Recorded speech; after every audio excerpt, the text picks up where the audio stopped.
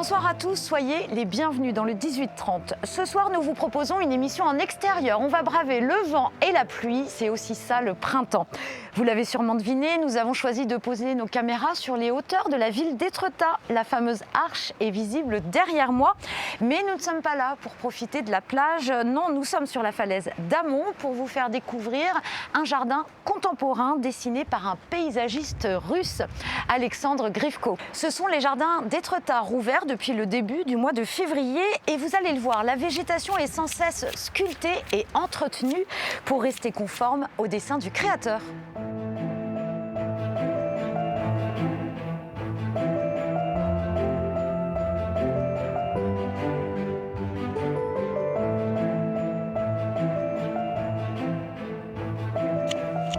Bon, on le voit, la pluie s'invite, mais c'est aussi important pour les jardiniers. Alors, c'est dans le jardin des émotions que je retrouve Michael, jardinier ici depuis 2016. Bonsoir. Bonjour. En ce moment, c'est vraiment le moment pour tailler et sculpter ces jardins.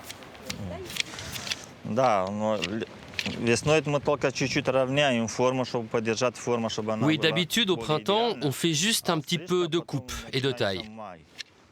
On essaie de maintenir les formes, vous le voyez, ça pousse un petit peu, donc ça demande de l'entretien. Для открытого сезона.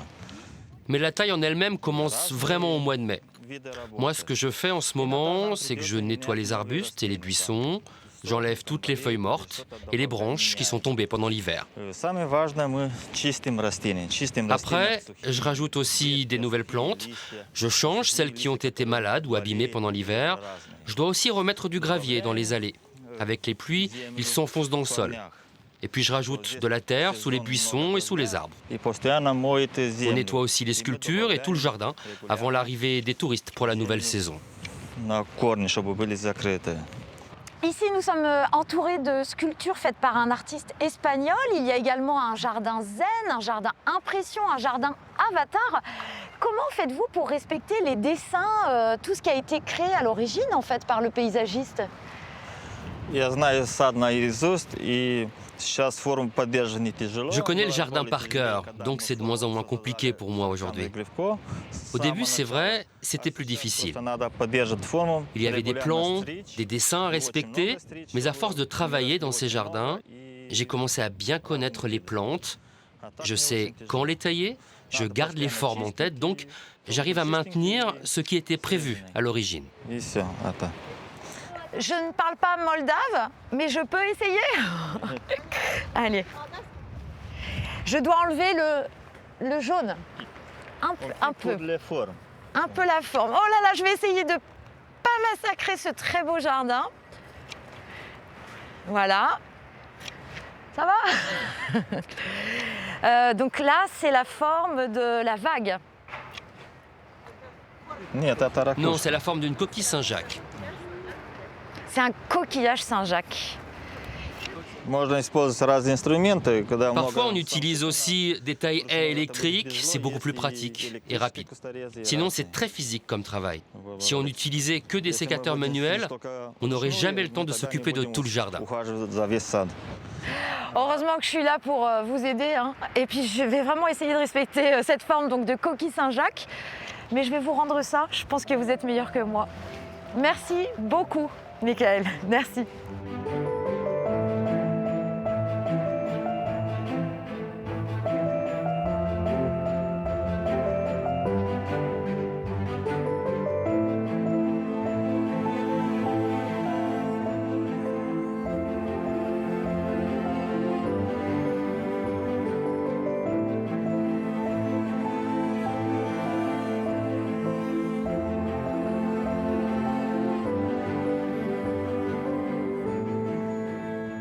Bonsoir Tatiana Gosset.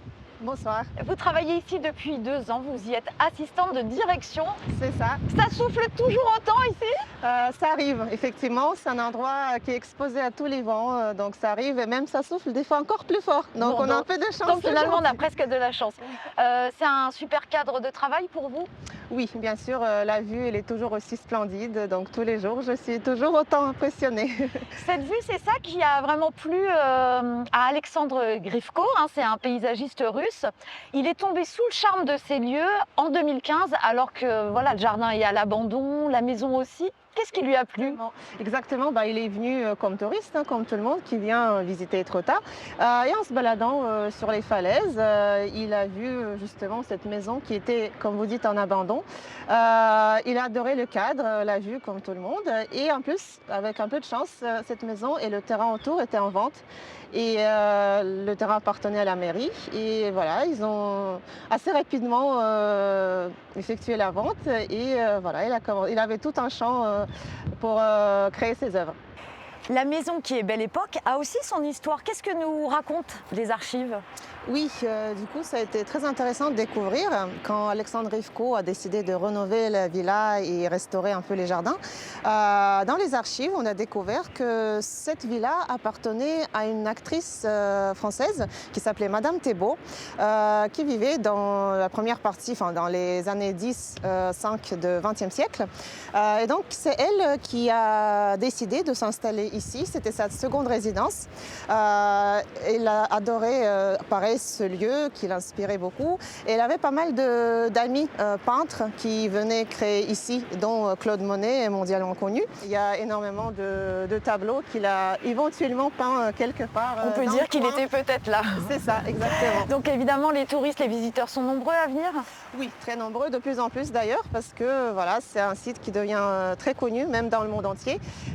Et par an, on a à peu près entre 150 et 200 000 visiteurs. Bon, aujourd'hui, il y en aura peut-être un peu moins, hein, parce que ça souffle bien. C'est ça, mais même en dehors de la météo, il y a toujours du monde. Par tous les temps, les visiteurs sont là pour la vue et les jardins. C'est ça.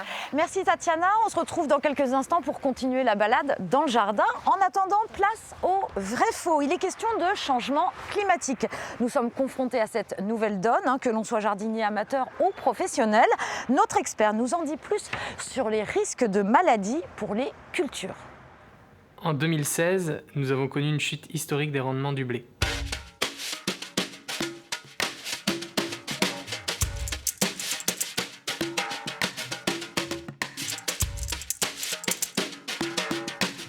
Vrai. On peut penser notamment à l'année 2016. Pour ce qui concerne la Normandie, on a observé moins 20% de productivité du blé.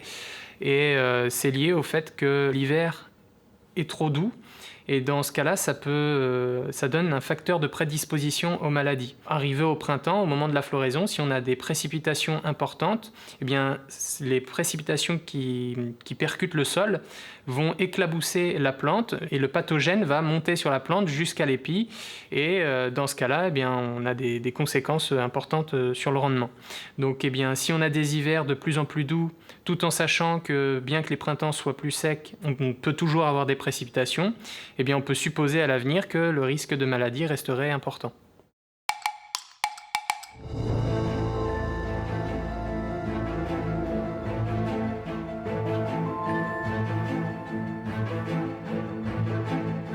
Ici, Tatiana, tout est en osmose en fait, entre les paysages et les jardins. C'est ça l'idée? C'est ça, exactement. C'était ça l'idée initiale.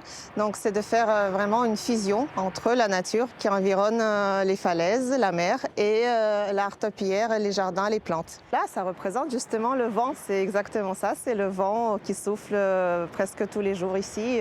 Voilà, c'est un tourbillon de vent. On a des formes qui rappellent les vagues, l'écume. Exactement. On a donc la mer, on a les falaises qui sont représentées dans le jardin. Et on a même des plantes qui ont des petites feuilles argentées qui représentent justement l'écume de la mer. Et c'est super agréable à voir et à comparer ces nuances de vert qui sont ensemble. C'est pas les nuances de gris du ciel, c'est les nuances de vert. C'est ça. Il n'y a pas beaucoup de fleurs dans ce jardin, donc ça se joue justement par la façon dont les végétaux sont sculptés. Ce qui est intéressant, c'est que le jardin il est visité presque à l'année entière, donc il y a une petite pause pour les travaux, mais sinon c'est visité, donc ça reste vert toute l'année. Et après, c'est toujours agréable d'avoir les rhododendrons en fleurs ou des agapantes pendant la saison en été ou le printemps. Quelles sont les contraintes ici? C'est pas vraiment la sécheresse, ça va être peut-être l'air salé, le vent pour les végétaux, c'est compliqué? Oui, c'est vrai que c'est un certain défi d'avoir planté le jardin ici parce qu'il est exposé à tous les vents. C'est le sel, les rafales parfois qui sont très très violents. Et du coup, effectivement, il faut surveiller sur les plantes comme sur les petits-enfants. Il faut bien les protéger et souvent ça arrive, ils tombent malades, donc il faut les remplacer et surtout anticiper bien parce qu'on ne peut pas se permettre d'avoir les trous dans les plantations, donc il faut les remplacer, bien les intégrer dans leur nouvelle maison et bien surveiller sur chaque plante en fonction de, voilà, il y a des plantes qui sont plus fragiles, qui sont moins fragiles. Par exemple, celle-là, c'est Filaria, et elle est moins fragile, justement, c'est pour ça qu'elle se trouve à l'endroit où il y a plus de vent, tandis qu'au fond du jardin, là où il y a plus de protection par les autres plantations, il y a des buis qui sont plus fragiles, mais qui sont très jolis à voir. La sécheresse, ça, vous y pensez déjà, le réchauffement climatique? En fait, c'est vrai qu'il pleut assez souvent, mais par contre, on a effectivement un système assez complexe d'arrosage. Donc, ça se fait automatiquement en fonction des besoins des plantes. Et pour l'instant, c'est vrai qu'on n'a pas beaucoup de problèmes d'eau ici, mais qui sait, on va anticiper en tout cas. C'est vrai que c'est un problème qui est très important. Merci beaucoup de nous avoir parlé de ces jardins. Nous, on va se trouver un bel écrin de verdure parce que j'ai encore quelques coups de cœur à vous donner pour ce week-end.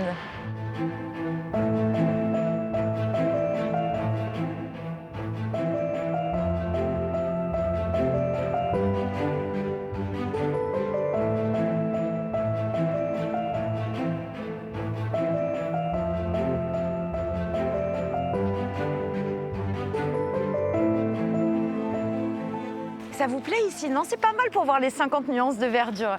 C'est parti pour nos coups de cœur, les sélections de Mélinda Lelouch. Et on commence par la fête des plantes du Perche. À Belloux-le-Trichard, une quarantaine d'horticulteurs vous accueillent tout ce week-end. C'est l'occasion d'acheter des plantes, piocher des idées, de quoi se lancer de nouveaux défis pour aménager son jardin ou son balcon. Dans la même veine, l'opération Le Jardin s'invite au château vous permet également de rencontrer des spécialistes et des passionnés d'horticulture. C'est samedi à Crèvecoeur en Auge. Vous pourrez notamment suivre des cours de taille ou de greffage de pommiers.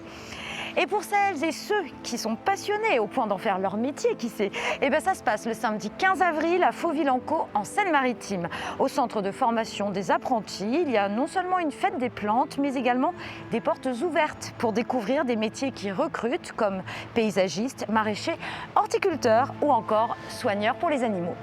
Notre escapade sur les falaises d'Étretat, c'est terminé. Si vous voulez profiter de ces jardins contemporains, c'est du mercredi au dimanche. Ça coûte 12 € pour les adultes. C'est gratuit pour les moins de 7 ans. Voilà, vous savez presque tout. Place à vos éditions de proximité. Lundi, vous retrouverez Frédéric Nicolas aux commandes du 18h30. Alors bon week-end à tous et à bientôt.